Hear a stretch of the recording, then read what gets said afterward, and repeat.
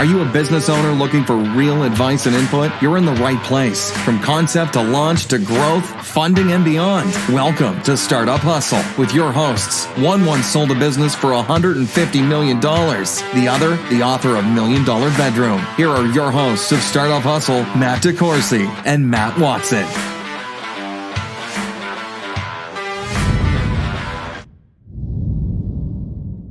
And we're back. Another episode of Startup Hustle. Matt DeCoursey here with Matt Watson. Hi, Matt. What's going on?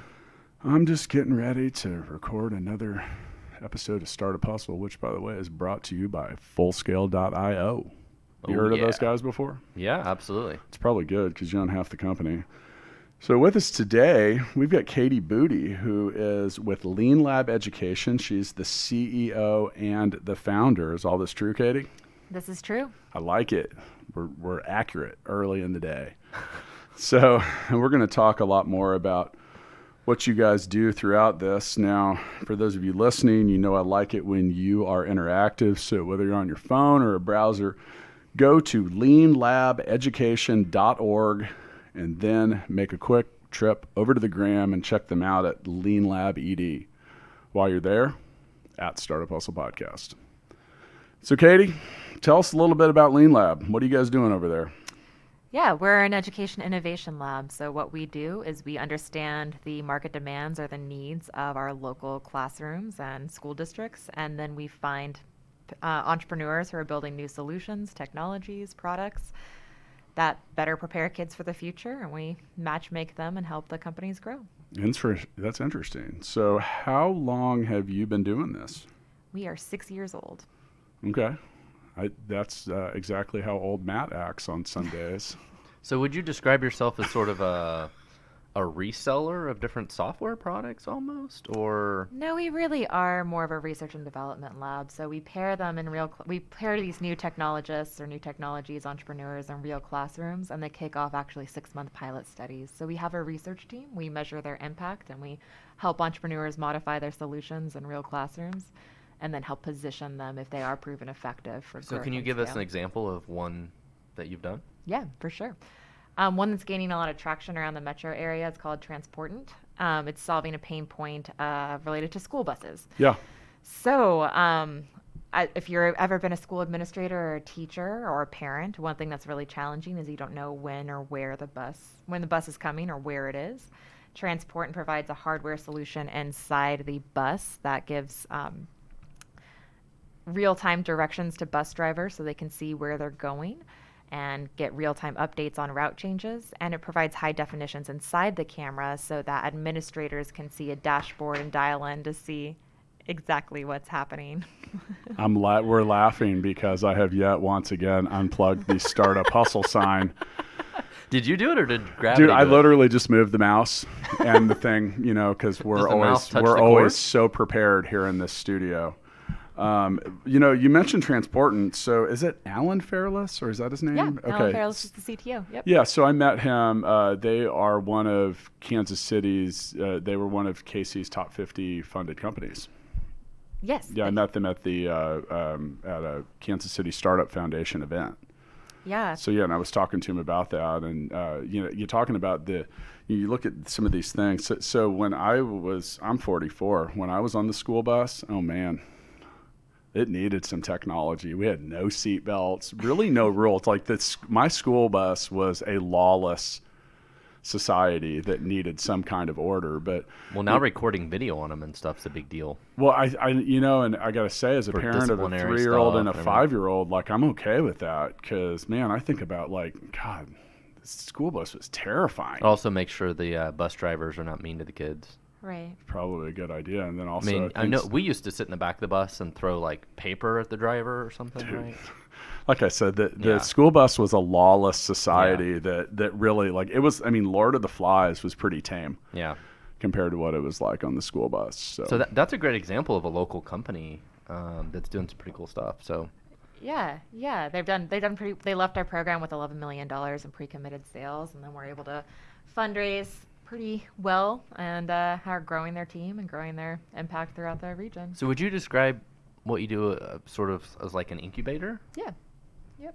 For educational related technology Yep. Was Healthy Hip Hop a lean?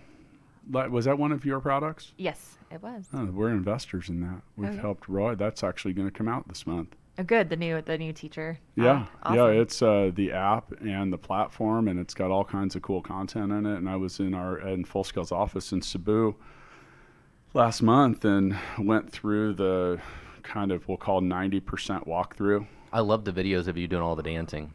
Yeah, I mean, I'm a key component of anything involving hip hop. Now, you know what? And that's a good point. So if you notice that we have a new intro here, that was me. Unbelievable. We can't keep this light on in the studio. You'd think that we could find a piece of tape or something. So anyway, we build software and other technology that doesn't fall apart. For those of you wondering what we're laughing about, go to our YouTube channel and you can see all of our faces. Can't see the sign. I know, but I can't keep this damn thing on. It keeps coming unplugged.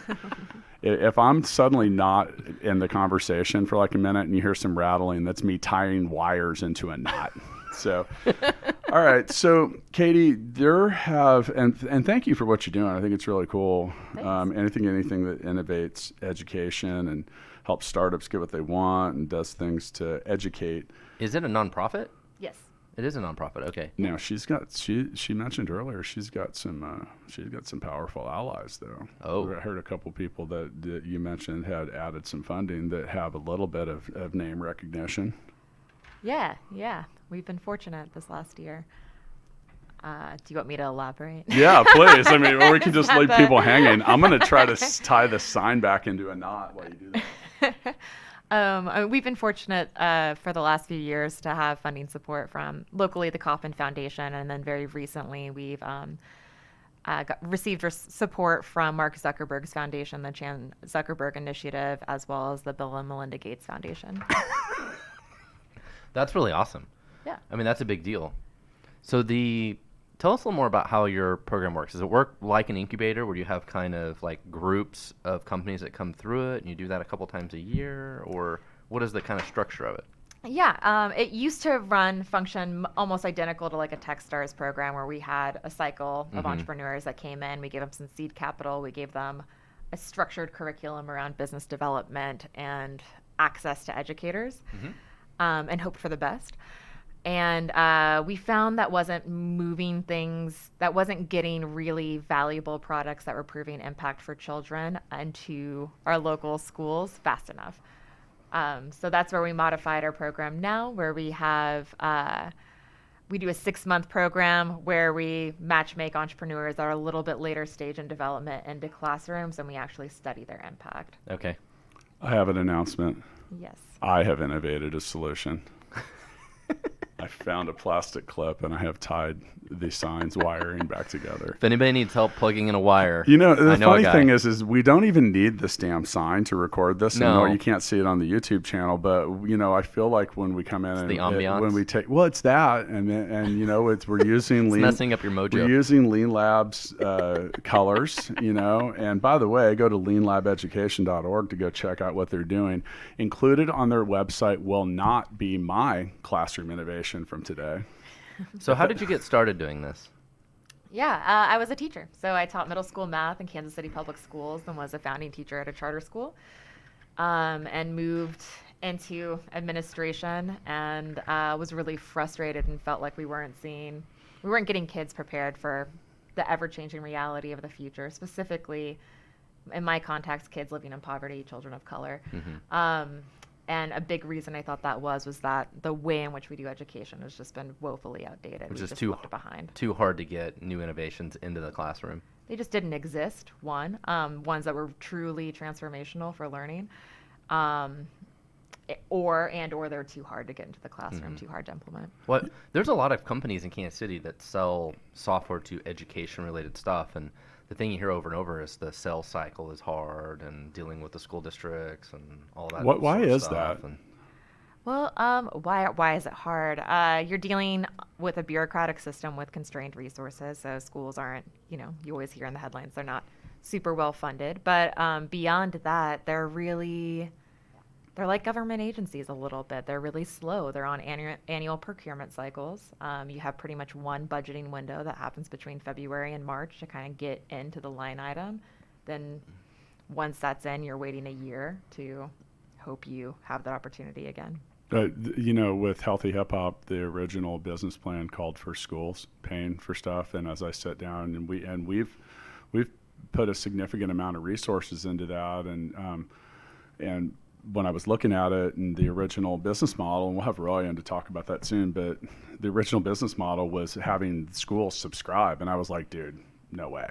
It'll be 2 years before you get anybody to write a check if you get anything. So we flipped it around, and now it's more of a sponsored model where, companies can sponsor the content, and for X amount of dollars, you can bring it to so many different schools, which is so much easier. The funny thing is you think about, well, gosh, you got to go find sponsors.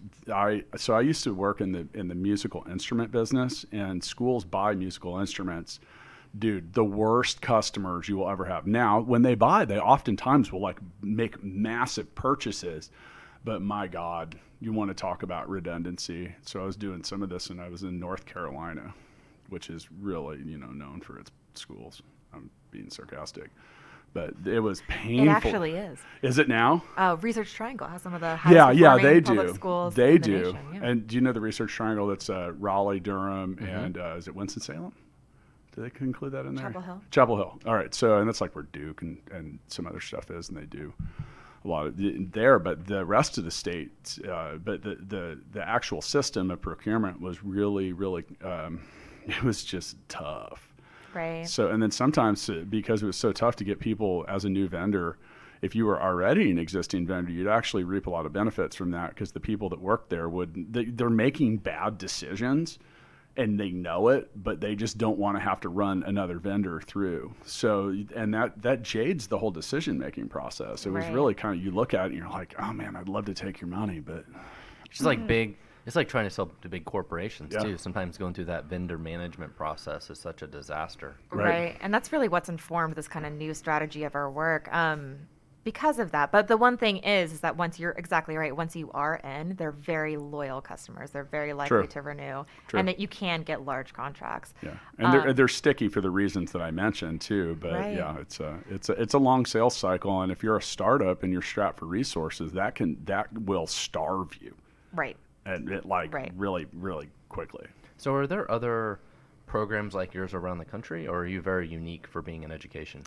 We're very unique and precisely because we do a lot of work in procurement, we do a lot of work in research, and we do a lot of work with the district. So to try to mitigate that problem of, hey, if we don't control for the rough sales cycles of schools, our companies are going to die on the vine. Mm-hmm. So we're the only place in the country that has a network of pilot school sites. So we have 9 pilot school systems that pre-commit to us, that if we match make them with a company that's aligned to a need they've already identified, that they will engage in an explicit sales conversation once impact has been demonstrated post the pilot process. So are some of those pilot schools here in Kansas City, or is it national?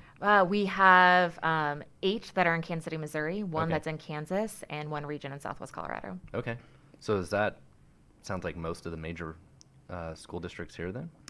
Well, we're a really fractured city. So, I mean, just Kansas City, Missouri alone has 35 different school districts. But so that's a whole nother conversation. Yeah. But we have. I'm sitting here shaking my head because I'm like, oh my God, that sounds terrible. But what we do have is a very representative sample size of school districts. So we have a rural district, Excelsior Springs. We have several charter schools. We have an urban district, Kansas City Public Schools. We have suburban districts, Independence, Blue Valley, as well as others that really mimic it's a more generalizable sample size of what the United States education landscape looks like. You mentioned Southwest Colorado. Where? We're actually in the Four Corners region in San Juan Bocies. Okay, I used to live down there. I lived in Durango for 4 years. Oh, really? Yeah, it was interesting. It's there's some challenges if you cover the whole Four Corners, like New Mexico is known for having a painfully rough public school system, which has something in it that exists. This is crazy. So the lottery, scratch off lottery tickets and the lottery, all of the proceeds from that go to help. If you graduate from high school in New Mexico, you can go to New Mexico State or New Mexico University for free, literally for free. And still only like 30% of kids graduate from high school there. And you literally have a free ride. It's paid for by the scholar. And that's like a thing. And it just blows my mind that doesn't push more people through school. So there's, definitely a lot of challenges with that. Now, today's episode that was published, which this will be a couple weeks from then, was related to developer shortages. And we have a pretty well known and publicized shortage of IT help. And that's part of what we do at Full Scale, is trying to help companies deal with the now. Right. But with that, I sat down and talked to our engineering manager in our office in Cebu City, and was talking about like why. So in the Philippines, there's an abundance of IT professionals and software developers, and we're trying to figure out why. And he basically just came down to the simple answer that the things that we're putting an emphasis on now, like how long has the STEM push really been real here? Like 5 years? I'd say about 5 years. Probably sounds about right. A little longer, but yeah, depending how you define STEM. It's everywhere now, though. Like when I go to my kids' preschool, they're like, our STEM lab. And like, I mean, I hadn't even heard that phrase used for quite a while, but he basically told me they were doing that 30 years ago. Right. They were identifying kids that showed specific aptitude in, like, if it was science or technology, and they pushed them through into classes that were very specific for that. And they did that with a number of different things. Do you think that that's what we need to do here in the U.S. and I know that you run a different kind of program, but with the technology that's coming out and the innovations, like, do you think that that's what we need to do to close up the talent shortage a little bit, or? God, I mean, this is a huge question because it goes back to like, what is the purpose of education, right? Sure. Do we want an industrialized model that's aligned to industry, knowing that industry is rapidly changing? True. Or do we want, problem solvers that are capable of adapting to this ever-changing future? So, I mean, I think when we see, and there's a huge push right now, we're seeing it all over in ed tech with, coding schools and remote post-secondary options, and just a lot of creative ways to try to fast track people into industry. The Blue Valley CAPS model being one that's being explored. There's a whole high school redesign initiative to try to give kids credits that are more aligned to our local industry needs. And I think that's one way to solve an immediate problem. I also wonder if it's short-sighted. If we don't do it well, will we rob children of opportunities to think larger and more critically about how they're solving immediate I have problems? some opinions that tick some people off about that because, Yeah. well, I mean, and I consider myself to be a realist, and we're trying to push people through stuff, and like, yeah, now your new career in technology, but on day one, you're just another person with no experience, and then you've got another 5-year cycle, and your replacement value is pretty low for people around the world. And when there was a lot of changes with manufacturing, and we were building cars and other stuff. Well, a car had to ship on a freighter and go through customs and a whole lot of other stuff. You can ship code halfway around the world with a push of a button. True. And that changes the effect of globalization. So, I think that some of the things that, companies like Full Scale have done, like Matt and Stackify have created a really great model, is having local tech leaders and then being able to augment it with a distributed workforce. And it creates a budget for most companies that creates some flexibility, increases profitability, and also gives them the ability to hire things that are pretty plentiful: sales, marketing, leadership, stuff like that. So yeah, we'll see. The problem with education this way is, you're right, of like, okay, we want to push all these kids, their junior and senior year, to do nursing or veterinarian science or plumbing or Those software development or whatever it is, right? But then if they get out of that and they're like, oh, well, there's no jobs available or whatever, then it's a supply and demand problem a little bit, right? Like, all of a sudden the school feels like their responsibility for being more of a matchmaker, and all of a sudden, but they don't control both sides of it. So it's always a little bit of a supply and demand thing, but Right. And what are that's the the challenge. transferable skills, right? Yeah. So I think it's fine to teach kids coding or to teach kids plumbing or whatever, as long as it's through the lens of what is the critical thinking that's necessary, what are the transferable skills you're learning, what is the metacognition you're developing that can be transferred to whatever context, whatever's going to come after this coding job or this development job, et cetera. I definitely agree with you, and ultimately we need just smart people that are good problem solvers, that have good common sense, that could do most anything that they want to do. Those same skills transfer to other things like carpentry and other stuff like that. That's problem solving in math. It's the same exact thing as building software or technology. I mean, some of the smartest problem solvers I've known were people that literally build like homes and stuff like that. I'm like, wow. If you've ever been around some of those folks, the thing that's interesting is so many tricks with like carpentry and stuff like that. They're like, you don't read them in a book. You don't learn them at a vocation school. They're weird little things that, they're almost like handed down on the job site. Yeah. So there's it's like some software development the same way. Right. And, if you talk to Terry Dunn over at J.E. Dunn Construction, they have the exact same problem with like welders and just a lot of different stuff. So, but I think what's important to know is that all of our children will become Instagram stars, so it doesn't matter. That's true. Is that true? We have the same problem with college too, right? The people choose to go to college and do all these degrees that there is no ROI in, and they will never get a job from.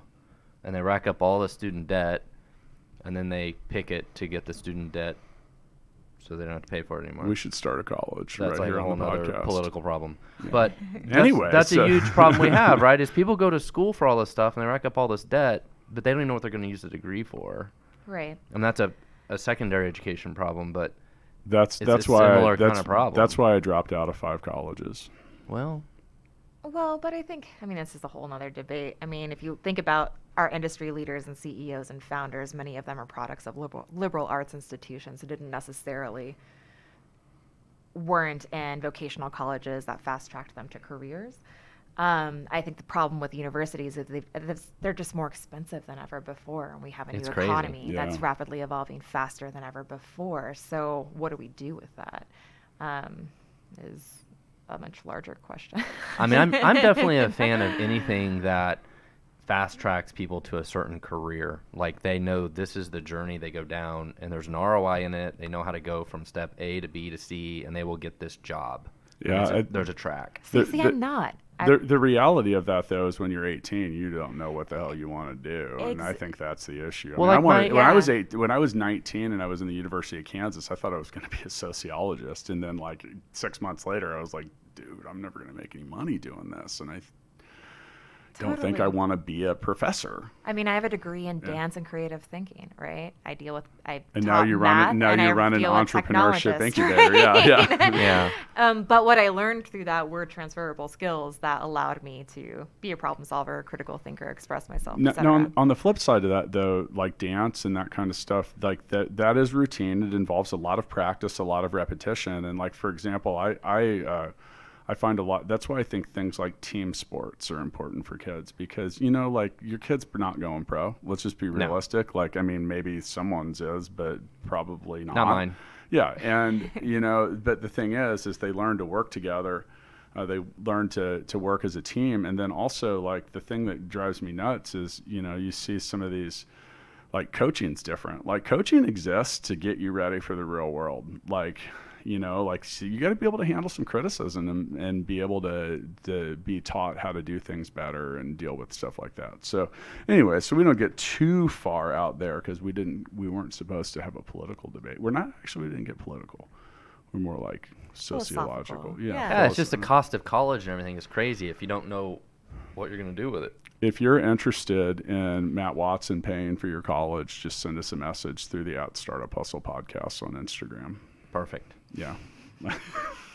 we will unload the money gun to help you pay for your bills, and you will be able to buy a third of a book. Yeah. So if I have education, ed tech, that's so much easier to say. So if I'm an ed tech entrepreneur and I wanted to get involved with your program, how do I do that? Yeah. Well, we tend to hang out at all the places nationally that EdTech entrepreneurs hang out. So there's several conferences a year that we go and recruit at. And What are a few of those? South by Southwest EDU. So South by has a big education week. ASU GSV, which is ASU has a global venture, started as a conversation around how to support entrepreneurs and has now evolved to a global venture fund that backs education entrepreneurs broadly. Those are two big ones. Learn Launch, Boston area has an accelerator around EdTech and several university partnerships and several EdTech funds out there. So those are the places we kind of hang out. So South by Southwest, that's in Austin, am I right? Yeah. So does Austin have a big ed tech scene that's come around? I mean, I'm just curious if that event being big there has had an effect on the local startup scene. Good question. Austin has a great startup scene, I would say, period. And that's why I'm asking. I'm just right. curious if any of those people are gravitating towards ed tech. I mean, there aren't really any huge hubs of ed tech. It's interesting just because it's a pretty niche thing. There are a few good ed tech companies in Austin, of course, because I think the talent and the resources that are there. Chicago, we see a lot of our companies come from Chicago. Actually, Pittsburgh area, Carnegie Mellon is there, which is a leader in learning science. So we have some companies that come out of that hotbed. Boston, of course, with all the universities. New York has an accelerator as well attached to NYU. So they're kind of all over the place, but anywhere where you kind of see this magic combination of educators or a university that's doing this kind of research, technology talent, and access to capital, you'll find some ed tech companies. Matt, isn't it weird to hear that ed tech would be considered a niche? Yeah. I mean I mean, I on every level, vertical. everything's a niche, but to think of it as a small one, I mean, it can't be that small, can it? No, I mean, we work specifically in K-12, so sometimes that feels smaller because people get scared away by sales cycles or don't see it as investable. But it's not. You're right. I mean, every child goes to school. They're experiencing products every day. But as an entrepreneur, you do look at that and you think about, there's got to be an easier way to make money than trying to sell to schools. Yeah, but so I'm not going to try and do that. But your TAM, your total addressable market's massive. I mean, technically everybody, I mean, I would like to think that everybody in the United States steps foot in school at some point. Yeah. And how to change that. So, yeah, that's been interesting. And like just kind of working with Roy at Healthy Hip Hop. And, he had a lot of struggles, a lot of different things. And we kind of narrowed the scope of what we were doing there and tried to get good at a couple things. But that's addressing physical education. Right. And just simple. And, sometimes the solutions can be really simple, which really came down to piping in like a 2-minute video that in between class can get kids to get up and do something, just move around, like jump or put your arms up or step forward, step back, and like these little things. And I didn't even realize that some schools, they don't even have recess. Yep. That was like my favorite part of the day. It still is. I feel like for my 4th grader, it's becoming less and less every year. Like there's not much for of recess? it anymore. Yeah, in 4th grade now. Huh. So, all right. So if you're listening, you can go to leanlabeducation.org. I'd go check it out and see what they're doing, and go throw them a follow at LeanLab Ed on Instagram. Now, as far as over the 6 years that you've been doing this, what's something that, all right, so here you are you mentioned you were a teacher and an administrator. Mm-hmm. So now you're about to jump and then build wings on some of this. What's an example of something that was drastically different, or maybe even something that you failed at that you look back at and you're like, wow, how did I ever think that was going to work? I mean, I think like what I hope that every entrepreneur feels this at some point, but like you're so, I mean, like naive to a fault. Naive is an understatement, right?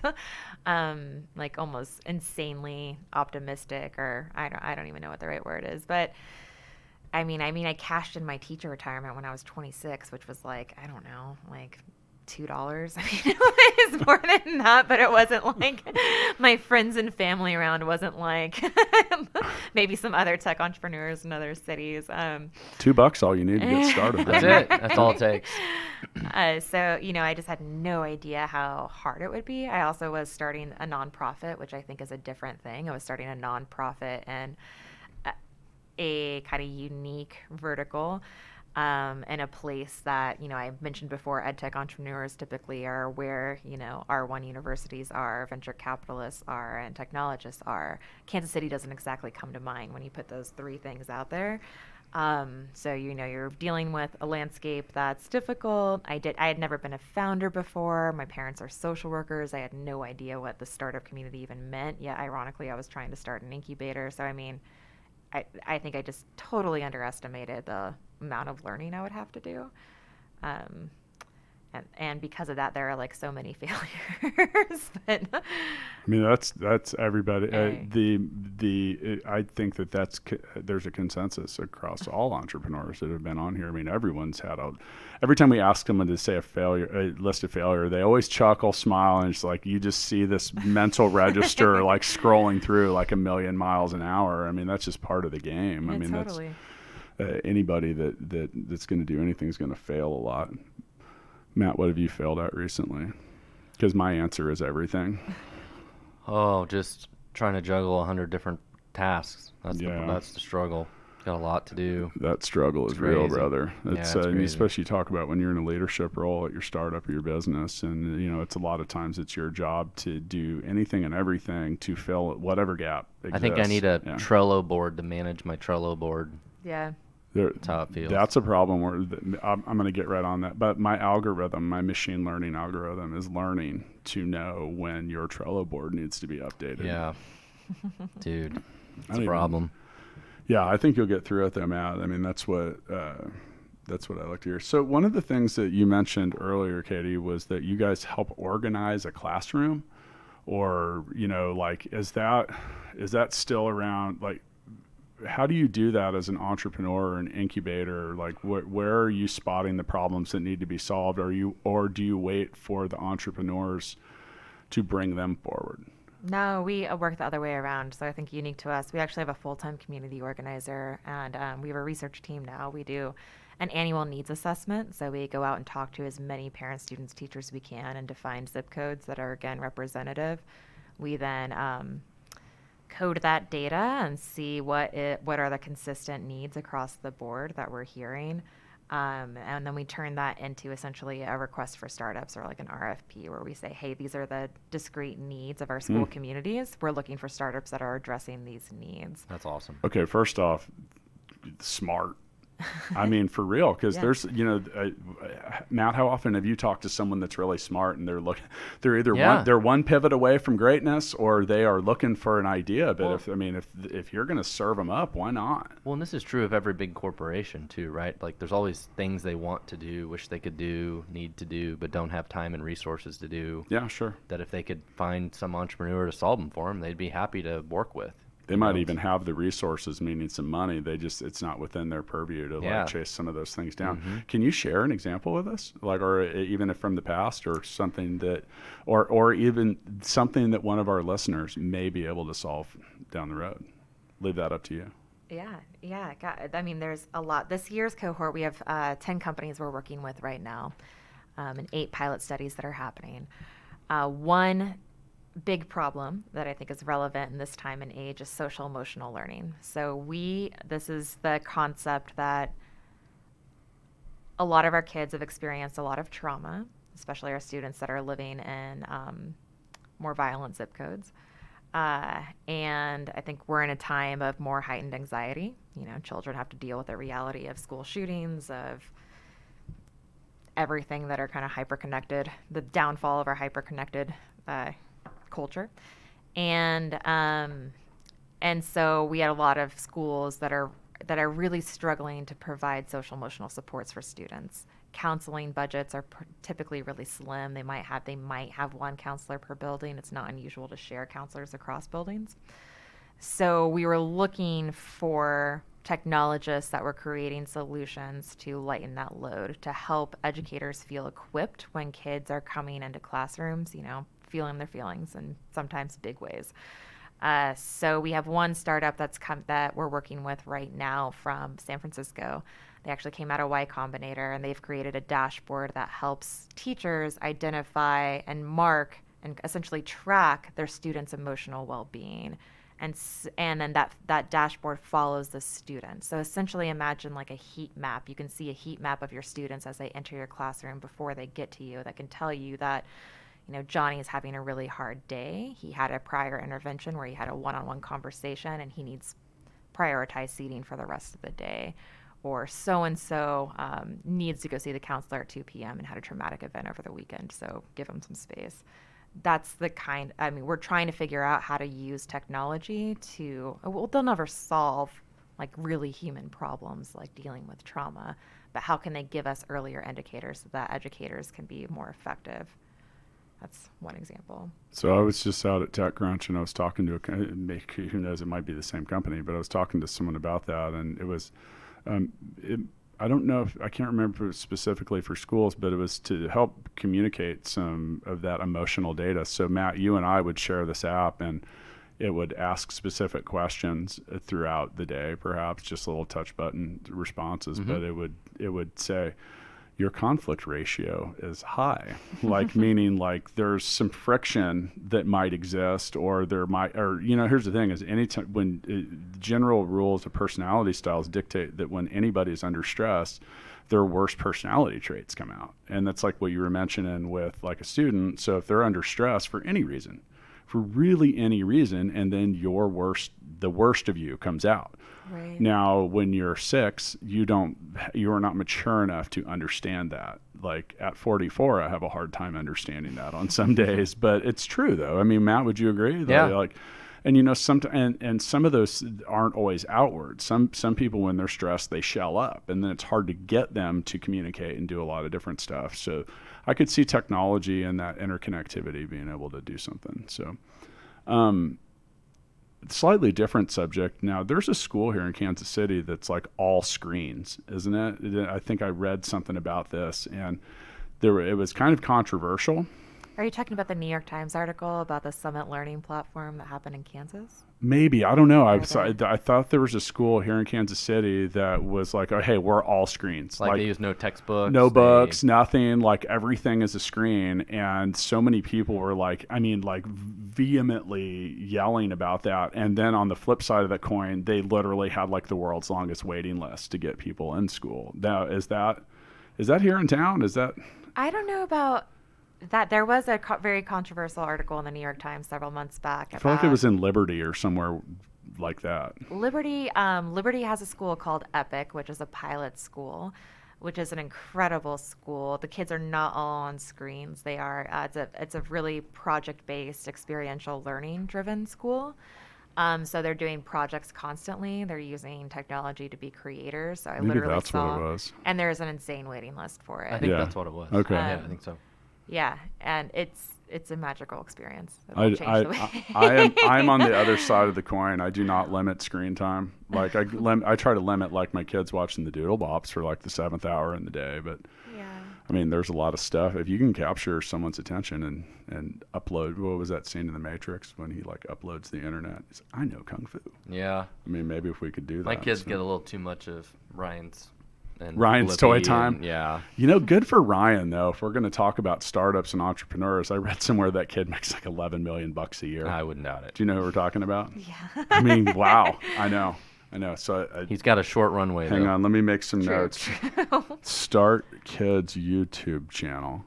You know what's crazy is they just are watching videos of other kids play with toys. I'm like, why don't you play with your own toys? Like the unboxing videos or other kids playing video games. Yeah. My kids love it though. Yeah. I don't know why. Yeah, I don't know what captures the attention. My kid loves to watch other kids play Minecraft instead of him playing Minecraft. Right. I don't that understand that drives it. me crazy. Well, but we're also in the world's most televised event is now the esports championship. But they learn from it. He learns like how to do stuff in Minecraft that way.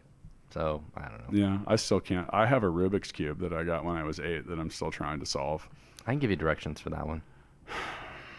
I think I'm gonna keep working on it. We can solve that one and mark it off your bucket list. Like you, because Yeah, I I'll haven't help been you. able to solve that thing. All right, so Katie, and thanks for coming in. Yeah, This has thanks for been having me. interesting. I appreciate you putting up with our philosophical questions and getting off track. But I think that a lot of that stuff is important when it comes to finding solutions as entrepreneurs. Find pain points and find things that people, if you can fix a problem that people are passionate about, it's a lot easier to get support and resources behind that as opposed to something no one cares about. Yeah, absolutely. So we have been ending our, actually, you know what? We should play Mixtape. All right, let's do it. Yeah. Have you played Mixtape before? All right. So mixtapethegame.com. We will be playing this digital version. By the way, I tried it the other night. Super cool. Oh, I'm Just excited. getting some little bugs out. But yeah. Okay. So I've pulled a card from the Mixtape deck. This is a scenario. I'm going to read it. We're all going to name a song that we think is our answer. And then we will vote. You cannot vote for yourself. Okay. Okay. Now this says but if you had an amazing voice, what song would you have sung to your spouse at your wedding? So first off, everyone knows I've got the voice of an angel, so the if is a little questionable there. But yeah, so if you had an amazing voice, what song would you have sung to your spouse at your wedding? You cannot answer with any CeeLo Green songs, Matt. I gotta go with Whitney and "I Will Always Love You." I knew you were going to That's pick the that. obvious choice. No, that That was was the I know that obvious was choice. mine, and you should have let her answer first. Oh, Ladies sorry. first, man. Shit, that was mine too. Oh man. I was gonna go Dolly Parton, but Which is what? the same song. She wrote the song. Oh, she did? Yeah. Oh, She I thought did. that, I She really did. thought that was the I will I mean, always Whitney took it love to a whole you. new level. See that? Nailed it. So I'll buy us some time here, Katie. If you had an amazing voice, what song would you have sung to your spouse at your wedding? Am I allowed to use "Me So Horny" again as an answer? that was. How did I not win that episode? By the way, that was the card that said what song summed up your adolescence. No, is that? Can I not? We should exclude answers once they. All right, I'm gonna change mine. You can take mine. Okay. All right, and I'm gonna go with Ed Sheeran's "Perfect." Okay. Oh, that's very sweet. See, I'm unmarried, so I don't really know what it means. I mean, if there's a song that like articulates your need for space, that's in a powerful way. That's. I kind of want to give a smart ass answer, like something that's like stop. So. Well, I'm going to vote for Katie's transferred answer from you. And I am also going to abstain from voting because if Jill listens to this, I will probably get in trouble for any answer that I give. You're not even gonna give an answer. No, I'm going to. You're not "Me So Horny" anymore. No, yes, fine. I'll go with "Me So Horny" by 2 Live Crew, and I will not sing that with my voice of an angel. All right, since I got to go with my original answer, so I'm voting for you. All right, So you great. win. I win. All right. It was the next to worst round of Mixtape that we've ever played. The other one was when literally no one had an answer besides me. I won through forfeiture. I think "Me So Horny" was a close second, though, for sure. Do you even have to have a good voice to sing that? All right. So as we round out the episode, what we have been doing is we have created the Founders Freestyle, which gives you the mic. It gives all of us the mic as we walk through this. Katie, you can say whatever you want here. It can be advice to entrepreneurs. It can it's you. You freestyle it. Go. I freestyle it? Yeah, Just it's up whatever to I want you. to talk about? Yeah, whatever you want. Go ahead. So much freedom. Yeah. I don't know. I'll share something I'm just thinking about. We've grown our team quite a bit the last year, which is fun and hard. And I think something I'm just thinking a lot about when I'm talking to other startup founders is like, how do you manage a team through like crazy amounts of ambiguity? Where you're like, I don't know, we're growing, we're trying to do the stuff. This doesn't look like how it's really hard to manage teams in startup life. It can be. Life. And sometimes you just have to figure out what are we trying to accomplish. It's like we don't know how to do it, but this is the end goal. Yeah. And helping people feel okay Figure with it that. out. I feel like making I have some really talented people that this is their first transition or go at startup life. Well, and like I have it's- people on my it's team okay. that have that personality where they're more pessimistic. Like they have a reason for everything not to work, or not like, oh, we can't do this because of that. We can't do this because of this. And what about this? And I'm like, I don't give a shit about any of that. We're going to create something and ship it. But some people, they Yeah. they cannot get out of their own way. Yeah. They have a reason for everything to fail, and those are not startup people. I think that pessimist. I have a great team of optimists, but I think it's like realizing that, like, yeah, we've all normed on this really beautiful goal, and realizing, oh, it takes a whole different level of hustle because, like, the pathway to get there is not defined. You're making it up. Yeah, And that's your job. You just got to kind of know and you're gonna the keep trying direction you're shit. going. It may not work. And you have to just take one step at a time. Right. And you have no idea what the step is going to be afterwards, but they have to know, like, I take the first step and I learn from that, and then I take the next one. Right. You guys were It's like hard. an amazing rap duo there. I'm sorry. Yeah. Combining freestyles Yeah. into one solid flow. Yeah. And now I'll close it out. I think that one of the things, and maybe you ask a question as part of a freestyle, I think that sometimes trying to lead a team in a startup is like trying to herd cats, Right. and I think the one thing that is important and that I always try to come back to is be brilliant on the basics. That's where everyone needs to start. Like if you aren't doing the most basic things when it comes to sales, marketing, execution, like you were talking about delivery, Matt, like ship something. Yeah. Like how are we going to get feedback or change anything if we never have And don't be anything? scared to ship something because Yeah. you're worried about what everybody's going to Yeah. think. Yeah. So Right. put it out there, see what people say, listen for the echoes. And when I say echoes, that means the same people saying the same thing. You hear, oh, this sucks, or this is annoying, or whatever. And those are the things you need to work on next. So I think overall that, the first time I heard be brilliant on the basics was 25 years ago. And that stuck with me. I was like, anybody, whether you're an athlete, a musician, a writer, an entrepreneur, anything you do, like when you were studying dance, did you often go back to the basics?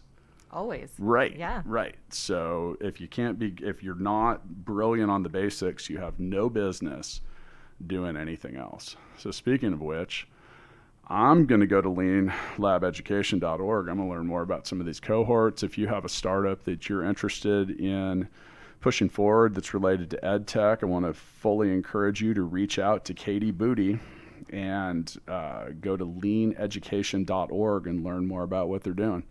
See you next time.